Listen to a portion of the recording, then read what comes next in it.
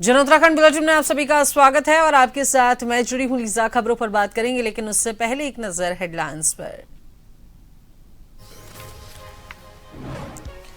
CM Dhami ने सुना मन की बात का 133वां एपिसोड, कहा इससे मिलती है आगे बढ़ने की प्रेरणा। प्रधानमंत्री के नेतृत्व में भारत हर क्षेत्र में तेजी से बढ़ रहा आगे।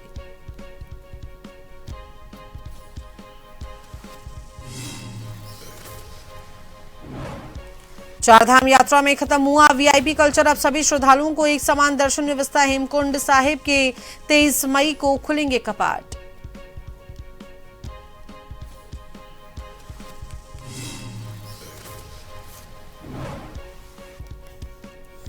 देहरादून विधानसभा में 28 अप्रैल से विशेष सत्र, अध्यक्ष ऋतु खंडूरी भूषण की अध्यक्षता में समीक्षा बैठक में डीजीपी उत्तराखंड समेत पुलिस विभाग के आला अधिकारी रहे मौजूद।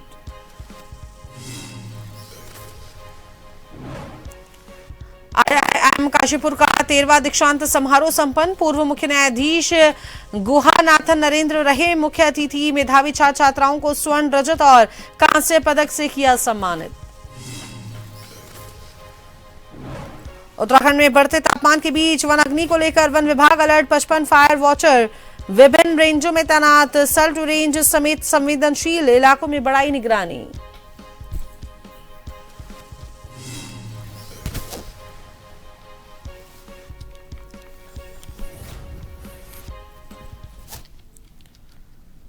मुख्यमंत्री पुष्कर सिंह धामी ने देहरादून में स्थानीय लोगों के साथ प्रधानमंत्री नरेंद्र मोदी के मन की बात के कार्यक्रम का 133वां संस्करण को सुना और इस दौरान सीएम धामी ने कहा कि मन की बात देशवासियों के लिए प्रेरणादायक कार्यक्रम है, जो नवाचार, स्टार्टअप, स्वच्छता, आत्मनिर्भर भारत, पर्यावरण संरक्षण और लोक संस्कृति जैसे विषयों को सामने लाता है। उन्होंने ये कहा कि प्रधानमंत्री मोदी के नेतृत्व में भारत आर्थिक, विज्ञान, रक्षा और एआई के क्षेत्र में तेजी से आगे बढ़ रहा है और रक्षा उपकरणों का निर्यात आत्मनिर्भर भारत की पहचान बन रहा है।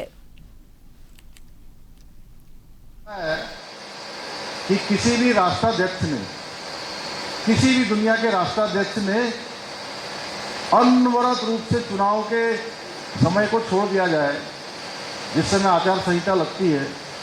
आचार संहिता के अतिरिक्त जो भी समय होगा, उन्होंने किसी भी महीने इस संवाद को ब्रेक नहीं होने दिया, इस संवाद को टूटने नहीं दिया, अनवरत रूप से इस संवाद को रखा। और मुझे लगता है कि Guinness book of world record हमारे प्रधानमंत्री जी के नाम होगा कि इसी राष्ट्राध्यक्ष ने इतने लंबे समय तक अपने देशवासियों से संवाद किया है। और सच में ये संवाद बहुत प्रेरणादायी है, बहुत प्रोत्साहन करने वाला है।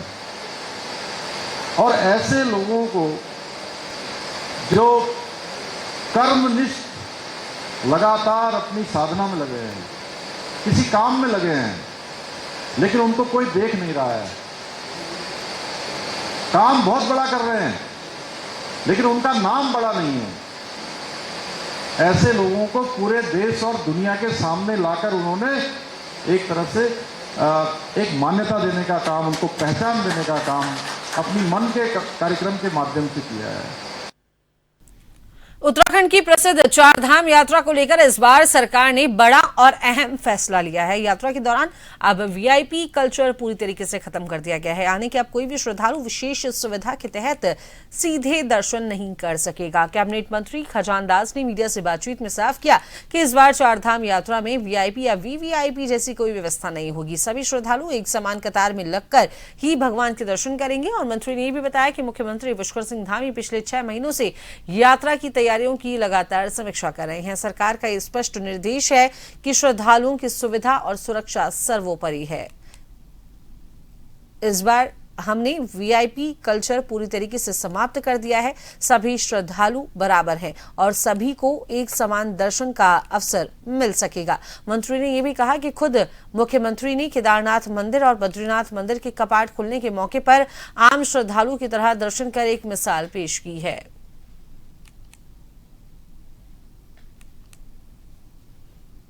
जी की सक्रियता जिस तरह से रही है, पहले से ही 6 महीने पहले से ही बैठकों का दौर शुरू हुआ और सभी अधिकारियों को और सभी क्षेत्रीय विधायक जो जहां जहां पर जिस क्षेत्र में हमारे चारधाम पड़ते हैं, उनको सख्त निर्देशित किया है कि आप यात्रियों को सुगम ले जाने के लिए, दर्शन करने के लिए आप पूरा सहयोग करें। और इसी के तहत अभी कोई वीआईपी नहीं, सब एक जैसे हम यात्री की तरह दर्शन करेंगे।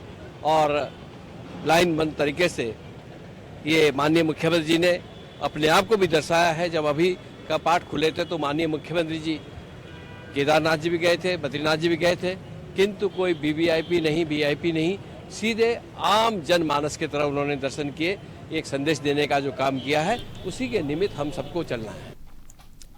कैबिनेट मंत्री गणेश जोशी ने विधानसभा क्षेत्र के अंतर्गत हाथीबड़कला स्थित बूथ संख्या 69 में पार्टी कार्यकर्ताओं और स्थानीय लोगों के साथ पीएम नरेंद्र मोदी के मासिक रेडियो कार्यक्रम मन की बात के 133वें संस्करण को सामूहिक रूप से सुना। इस दौरान पीएम नरेंद्र मोदी ने देशवासियों को संबोधित करते हुए भारत की विभिन्न उपलब्धियों, विज्ञान और नवाचार की बढ़ती भूमिका और आत्मनिर्भर भारत के निर्माण में हो रहे प्रयासों पर प्रकाश डाला। कैबिनेट मंत्री गणेश जोशी ने कहा कि मन की बात कार्यक्रम देशवासियों के लिए प्रेरणा का एक महत्वपूर्ण स्रोत है। मंत्री की मन की बात का 133वां एपिसोड सुनने का मौका मिला, जिसे अपने कार्यकर्ताओं के साथ हमने सुना है।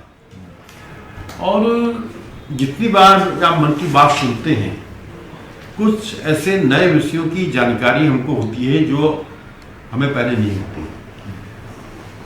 इसलिए मैं देशवासियों से, प्रदेशों से अनुरोध करता हूँ, सिर्फ 30 मिनट का समय लगता है और आप मन की बात को अवश्य सुनें और उसका लाभ अपने जीवन में उठाएं। यही मैं लोगों से निवेदन करना चाहूँगा, क्योंकि मैंने जितनी बार भी मन की बात सुनी है, कुछ ऐसे विषय जिनको हम तक नहीं जानते, आज तक नहीं जानते थे, हमारी जानकारी में। उत्तराखंड विधानसभा देहरादून में आज महत्वपूर्ण बैठक रही। बैठक विधानसभा में 28 अप्रैल को होने वाले विशेष सत्र के दौरान सुरक्षा को लेकर रही। बैठक विधानसभा भवन देहरादून में विधानसभा अध्यक्ष ऋतु खंडूरी भूषण की अध्यक्षता में आयोजित की गई, जिसमें डीजीपी उत्तराखंड समेत प्रदेश पुलिस के अधिकारी जो थे आला अधिकारी इसमें मौजूद रहे। और बैठक को लेकर विधानसभा अध्यक्ष ने कहा कि विशेष सत्र से पहले सुरक्षा की तैयारियां करनी महत्वपूर्ण है, इसलिए ये बैठक की गई है। और साथ ही उन्होंने बताया कि ये विशेष सत्र एक दिन का है, इसलिए शहर में ट्रैफिक सिस्टम भी ठीक रहे, साथ ही स्कूल वर्किंग लोगों को भी आने जाने में परेशानी ना हो, पूरा इस बात का ध्यान रखा जाए। पूरा सत्र बिना किसी व्यवधान के संपन्न हो, इसी को लेकर बैठक में निर्देश दिए गए।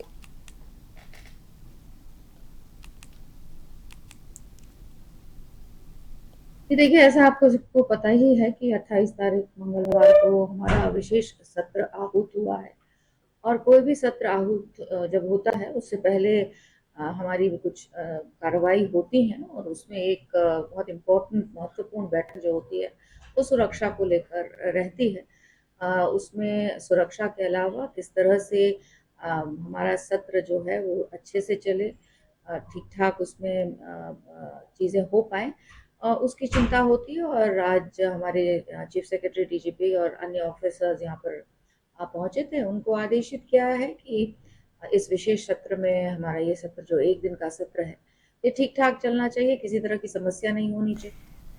हेमकुंड साहिब की यात्रा की तारीख का ऐलान कर दिया गया है। इस वर्ष 23 मई को हेमकुंड साहिब के कपाट श्रद्धालुओं के लिए खोले जाएंगे, जबकि पहला जत्था 20 मई को रवाना होगा। मुख्यमंत्री पुष्कर सिंह धामी को यात्रा का औपचारिक न्योता दिया गया है।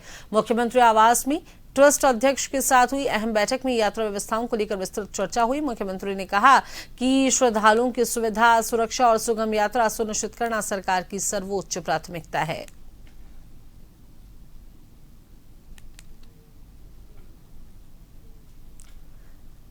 धरती का स्वर्ग कहे जाने वाले श्री बद्रीनाथ धाम में यात्रा इन दिनों चरम पर है और अब तक 37,844 तीर्थयात्री भगवान बद्री विशाल के दर्शन कर चुके हैं। धाम में मौसम साफ है और चटक धूप के बीच बद्रीनाथ की खूबसूरती और निखर गई है। मंदिर के सिंह द्वार पर श्रद्धालुओं की लंबी कतारें लगी हैं, जहां जय बद्री विशाल के जयकारों के साथ लोग अपनी बारी का इंतजार कर रहे हैं। स्थानीय लोगों का यह कहना है कि इस बार यात्रियों की संख्या बढ़ने से छोटे दुकानदारों और होटल कारोबारियों को भी अच्छा लाभ मिल रहा है।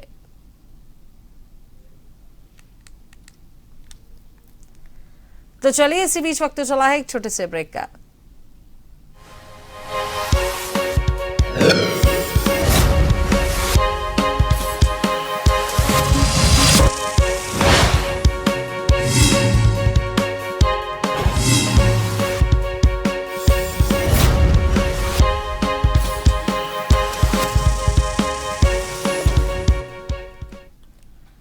भारतीय प्रबंधन संस्थान काशीपुर का 13वां दीक्षांत समारोह आज संपन्न हुआ। कार्यक्रम में मुख्य अतिथि के तौर पर उत्तराखंड हाईकोर्ट के पूर्व चीफ जस्टिस गुहानाथन नरेंद्र ने शिरकत की और इस दौरान मुख्य अतिथि कार्यक्रम स्थल पर स्वर्ण, रजत एवं कांस्य पदक हासिल करने वाले छात्र छात्राओं को पदक एवं डिग्री की उपाधि प्रदान की गई। इस वर्ष IIM काशीपुर में 5 कार्यक्रमों के अंतर्गत कुल 586 विद्यार्थियों को उपाधियां प्रदान की गईं, जिसमें से MBA कार्यक्रम से 280, MBA से 160 और साथ ही कार्यकारी MBA से 34, कार्यकारी MBA से 58 तथा PhD कार्यक्रम से 14 विद्यार्थियों को डिग्री प्रदान की गई। यहाँ पे मैं एज अ स्टूडेंट भी रही हूँ और मैं चाहती हूँ कि मेरे जैसे और स्टूडेंट्स भी आगे बढ़े। तो आने वाले समय में अगर मैं यहाँ पे कुछ एजुकेशन में या फिर कुछ मैनेजमेंट में कुछ भी मैं कर सकती हूँ या फिर क्या पता मेरा खुद का ही मैं एक बिजनेस खोलूँ यहाँ पे, तो वो मेरी बहुत मनोकामना है यहाँ पे करने की और मैं ट्राई करूँगी कि मैं पूरी तरीके से ये चीज़ करूँ। तो मैं ये बताना चाहूँगी कि बचपन से ही मैथ्स मुझे बहुत पसंद थी, गणित। तो गणित आपकी बहुत अच्छी होनी, ये बहुत अच्छा रहेगा आपको यहाँ पे कैट निकालने के लिए। उसके साथ ही साथ आपको अपनी इंग्लिश वोकैबुलरी पे भी बहुत फोकस करना चाहिए, जो आपके कैट एग्जाम में भी मदद करेगा और साथ ही साथ आप कॉलेज में आएंगे तो भी वो बहुत मदद करेगा। IIM काशीपुर IIM की जर्नी के जो नए IIM खुले थे उसका पार्ट है। जैसा कि डायरेक्टर साहब ने बताया कि 15 साल हुए इसको और ये 13th दीक्षांत समारोह है, जिसमें जिन बच्चों ने भी इस साल अपनी डिग्री पूरी की है उनको आज उनकी डिग्री दी जाएगी, कॉन्वोकेशन होगा। और किसी भी स्टूडेंट के लिए लाइफ का बहुत बड़ा मोमेंट होता है जब वो डिग्री पूरी करके मेन स्ट्रीम में अपने भविष्य को तलाशने के लिए जाता है। लेकिन जब उनके उस डिग्री में IIM जैसे इंस्टीट्यूशन का नाम होता है, IIM जैसे इंस्टीट्यूशंस का ऊपर नाम लिखा हुआ होता है, तो इस ज़िंदगी की जिद्दोजहद में काफ़ी उनको सहूलियत रहती है और यही इन इंस्टीट्यूशंस की महानता है। IIM काशीपुर के 13वें दीक्षांत समारोह में 546 विद्यार्थियों को डिग्रियां प्रदान की गई, लेकिन सबसे प्रेरणादायक तस्वीर मुंबई की छात्रा कृतिका बागा की रही। कृतिका व्हीलचेयर पर मंच तक पहुंची और अपनी डिग्री हासिल कर सभी के लिए मिसाल बन गई। शारीरिक चुनौतियों के बावजूद उन्होंने अपने सपनों को कभी रुकने नहीं दिया। कृतिका ने कहा कि अगर इंसान ठान ले तो कोई भी मुश्किल उसे रोक नहीं सकती। 13 साल की उम्र से पैरों की नसें कमजोर होने के बाद भी उन्होंने हार नहीं मानी और व्हील चेयर को ही अपनी ताकत बनाकर सफलता हासिल की। बहुत अच्छा लग रहा है और मैं इसका श्रेय मेरी मम्मा को देना चाहूँगी, because she was constantly behind me, और मेरे भाई को भी और मेरे पापा, मेरे फैमिली का काफ़ी सपोर्ट था। सपोर्ट होना बहुत ज़रूरी है, बिकॉज एक पॉइंट के बाद तुम्हारा मोटिवेशन फेड अवे होता है, but they are the constant source of motivation, और वो हमेशा तुम्हारे पीछे लगे हुए होते हैं। और ये मुझे 13 इयर्स के एज में हुई। रुड़की के मंगलौर कोतवाली क्षेत्र के ग्राम घोसीपुरा में शुक्रवार देर रात खनन माफियाओं ने एक व्यक्ति के साथ जमकर मारपीट की। मारपीट में पीड़ित के शरीर पर कुछ चोटें आई हैं। आरोप है कि खनन माफिया ने पीड़ित का मोबाइल भी तोड़ दिया। घटना के बाद पीड़ित ने कोतवाली पहुंचकर पुलिस को तहरीर दी और कार्रवाई की मांग की है। पुलिस ने तहरीर के आधार पर मामले की जांच शुरू कर दी है। वहीं ग्राम घोसीपुरा निवासी हाकम सिंह का कहना है कि क्षेत्र में अवैध खनन का विरोध करने पर खनन माफिया लगातार धमकी और मारपीट की घटनाओं को अंजाम दे रहे हैं। वहीं इस संबंध में पुलिस का यह कहना है कि मामले की गहनता से जांच की जा रही है और दोषियों के खिलाफ सख्त कार्रवाई की जाएगी। खनन रोक रहे थे, कल रास्ते में रास्ता बंद कर रखा था, हम लाड मशीन निकाल लेते वहां को, और उन्होंने कल आज सुबह मारपीट की। कौन लोग? मुरलाने गए थे राव जी। क्या क्या नाम था? रिफाकत और तस्लीम। कहां से कर रहे थे? गोसीपुरा में जी। मिट्टी डाल लेते थे, मिट्टी रास्ते पे डाल के मिट्टी रास्ता बंद कर दिया। मिट्टी किस चीज में लाए थे? डंपर में, ट्रैक्टर ट्राली में। कितने दिन से चल रहा है? जी काफी दिन से चल रहा। आज आपने पुलिस में शिकायत की, क्या आश्वासन हुआ? कार्रवाई होगी जी, कार्रवाई करने को बोले। कितने लोगों के खिलाफ? यहाँ पे 2 लोगों के खिलाफ। पहले भी खनन के खिलाफ मैं आवाज उठाई, मेरे साथ भी मारपीट हुई थी, फ्रैक्चर आ गया था पैर में, काफी चोट थी मेरे। और मैं अब आज उठा, जब से आज मामला इस भाई के साथ हुआ, दिलसाद है इसका नाम, सनोब ताहिर। इसने रात लान काटने के लिए अपने खेत में गए थे। उधर से खनन वाली जो ट्राली थी वो लेके आ रहे थे, और ये जैसे ही इनके खेत पर पहुंचे वहाँ मिट्टी की ट्राली उन्होंने झाड़ दी। जब झाड़ दी तो इसने कहा भाई मशीन कहाँ लगी, तो उन्होंने इसके साथ बदतमीजी करी। जब तो ये अपने घर आ गए, सुबह मशीन के लिए डंडा से चटवान गए थे मुडलाने, और वहाँ पे इसकी साथ पकड़ के इससे मार पिटाई करी, फोन भी तोड़ दिया। हम तो चाह रहे ग्राम समाज से वो मिट्टी उठा रहे। घोसीपुरा एक ऐसा खनन का अड्डा बन गया जो करीबन 50-40 ट्रैक्टर रोज रात में चलते हैं और ग्राम समाज से मिट्टी उठा रहे। हम ये चाह रहे सख्त कार्रवाई हो। डोईवाला के शहीद दुर्गामल राजकीय स्नातकोत्तर महाविद्यालय की छात्र संघ रजत जयंती समारोह के दूसरे दिन हरिद्वार सांसद त्रिवेंद्र सिंह रावत सहित डोईवाला विधायक ब्रजभूषण गैरोला ने शिरकत इस कार्यक्रम में की। साथ ही विधिवत सरस्वती वंदना के साथ दीप प्रज्वलित कर कार्यक्रम का शुभारंभ किया। वहीं कार्यक्रम में छात्र छात्राओं द्वारा दिए गए सांस्कृतिक व रंगारंग कार्यक्रमों की प्रस्तुतियों ने आए हुए अतिथियों का मन मोह लिया। मुख्य अतिथि के तौर पर कार्यक्रम में पहुंचे हरिद्वार सांसद व पूर्व मुख्यमंत्री त्रिवेंद्र सिंह रावत ने अपने संबोधन में सभी प्रोफेसर व छात्र छात्राओं को रजत जयंती छात्र संघ समारोह की बधाई देते हुए छात्रों को शिक्षा के साथ साथ नैतिक मूल्यों को अपनाने की प्रेरणा दी और आत्मनिर्भर व स्वावलंबी बनते हुए अपने स्वरोजगार को अपनाने का आह्वान किया। कि इस महाविद्यालय के पहली ईंट लगते हुए मैंने देखी है। पहले प्रधानाचार्य मुझे आज भी याद है, जोशी जी थे। मिसरवाला प्राथमिक विद्यालय में चलता था और 90 बालिकाएं थी, और आज लगभग 1500 से ज्यादा बच्चे यहाँ पर पढ़ रहे हैं। बीएससी हो गया है, पीजी क्लासेस चल रही हैं, और पीजी साइंस कॉमर्स की ओर ये महाविद्यालय बढ़ रहा है। डोईवाला महाविद्यालय के नाम से स्थापित हुआ था और अमर शहीद दुर्गामल जी के नाम से आज ये स्नातकोत्तर महाविद्यालय संचालित हो रहा है। बहुत ही स्वर्णिम पल है। 25 साल किसी भी संस्था के लिए बहुत मायने रखते हैं, और जिस हिसाब से ये हमारा देहरादून का ग्रामीण क्षेत्र का महाविद्यालय है और हमारे पास वो बच्चा आता है जो बहुत ज्यादा संसाधन से युक्त नहीं है, तो ऐसे बच्चों ने और ऐसे छात्र संघ ने और इनके बीच काम करते हुए प्राचार्य जी लोगों ने इसको एक नए मुकाम पे पहुंचाया है। इस वर्ष महाविद्यालय के प्राचार्य जी का ये एक विजन था कि 25 वर्ष में हम जितने भी पूर्व प्राचार्य हैं उनको आमंत्रित करेंगे, और हमें बड़ी खुशी है कि वो लोग हमारे बीच आए और उन्होंने अपने अपने अनुभव बांटे। हमारे महाविद्यालय के पास बहुत ज्यादा उर्वरा शक्ति है, यहाँ से बहुत अच्छे अच्छे बच्चे निकलते हैं, और शहीद दुर्गामल जी की छत्र छाया जिस पर हो, तो उस दृष्टि से यहाँ काम करने की बहुत ज्यादा गुंजाइश है। जंगलों की सुरक्षा में दिन रात जुटे वनकर्मी अब खुद भी फिट और स्वस्थ रहें, इसी सोच के साथ कॉर्बेट टाइगर रिजर्व ने केवीआर अस्पताल एवं the Doon school old boys society के साथ मिलकर एक खास पहल शुरू की है।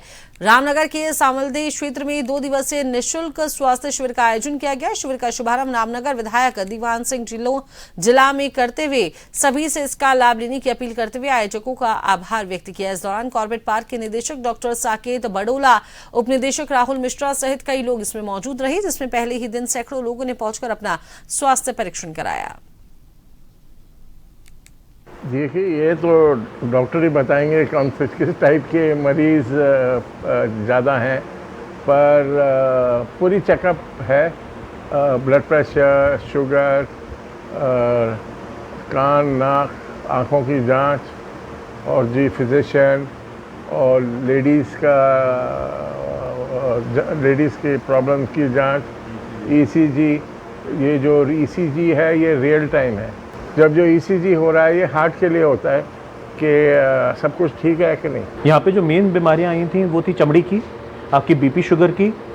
जो बच्चे थे उन्हें खांसी जुकाम बुखार की बहुत ज़्यादा दिक्कतें थी, डिहाइड्रेशन क्योंकि गर्मी बहुत ज़्यादा बढ़ रही है तो उसके कारण जो दिक्कतें आ रही थी वो बहुत सारी थी। तो हम लोग को बहुत खुशी है कि हम सभी को ORS दवाइयाँ, बीपी शुगर, इन सभी की दवाइयाँ हम लोग दे पाए। इसका हमारा जो असर है 200 से ज़्यादा रजिस्ट्रेशन ऑलरेडी हो चुके हैं, और जबकि अभी तो हमने 1/4 कैंप ही पूर्ण किया है। तो हमें उम्मीद है कि ये आंकड़ा जो है ये 500-800 के ऊपर भी जरूर जाएगा। उत्तराखंड में बढ़ते तापमान के साथ वन अग्नि के खतरे को देखते हुए वन विभाग पूरी तरीके से सतर्क हो गया है। प्रभागीय वन अधिकारी रामनगर वन प्रभाग के डीएफओ मनीष जोशी ने बताया कि फायर सीजन शुरू हो चुका है और विभाग ने इससे निपटने के लिए व्यापक तैयारियां कर ली हैं। उन्होंने बताया कि नोडल अधिकारी के नेतृत्व में सभी व्यवस्थाएं दुरुस्त कर ली गई हैं और वन प्रभाग में 55 फायर वॉचर तैनात किए गए हैं, जिन्हें सल्ट रेंज सहित विभिन्न रेंजों में नियुक्त कर दिया गया है ताकि किसी भी संभावित आग की घटना पर तुरंत नियंत्रण पाया जा सके। वन विभाग द्वारा कंट्रोल, बर्निंग मॉक ड्रिल और नियमित निगरानी जैसी गतिविधियां भी संचालित की जा रही हैं और इसके साथ ही ग्रामीण क्षेत्रों में जन जागरूकता अभियान चलाए जा रहे हैं जिससे लोगों को वन अग्नि से होने वाले नुकसान और बचाव के उपायों के बारे में जानकारी दी जा सके। 15 फरवरी से फायर सीजन हमारा शुरू हो जाता है। तो जनवरी माह से लगभग दिसंबर लास्ट या जनवरी माह से हमारी तैयारियां शुरू हो जाती हैं और इस संबंध में जैसे हमारा प्रभाग है इसमें हमारे नोडल अल्मोड़ा प्रभागीय वनाधिकारी और पौड़ी के प्रभागीय वनाधिकारी हैं। तो जिलों में हमारे डिवीजन फैला हुआ है। वो तैयारियां पूरी हैं और लगभग हमको 55 फायर वॉचर्स अलॉट हुए हैं। सीसीएफ फायर जो नोडल है हमारे उनकी ओर से सारे रेंजों में उनकी तैनाती हो चुकी है। तो जन उत्तराखंड के इस बुलेटिन में इतना ही। बने रहिए जन टीवी के साथ। नमस्कार।